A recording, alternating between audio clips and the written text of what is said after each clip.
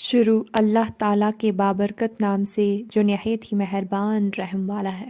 حضور صلی اللہ علیہ وسلم نے فرمایا، جس نے علم اس لیے حاصل کیا تاکہ اس کے ذریعے وہ علماء سے مقابلہ کرے، یا اس کے ذریعے وہ بے وقوفوں سے بحث و تکرار کرے، یا اس کے ذریعے لوگوں کو اپنی طرف متوجہ کرنا چاہے، تو اللہ تعالیٰ اسے آگ میں داخل فرمائے گا۔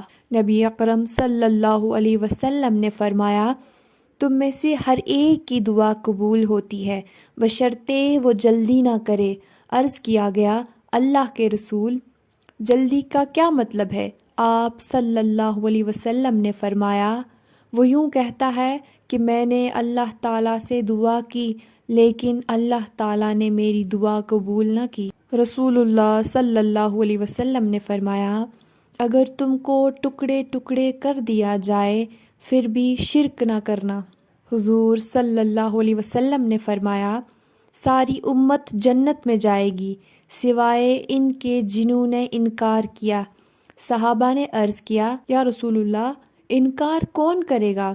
فرمایا، جو میری اطاعت کرے گا وہ جنت میں داخل ہوگا، اور جو میری نافرمانی کرے گا اس نے انکار کیا۔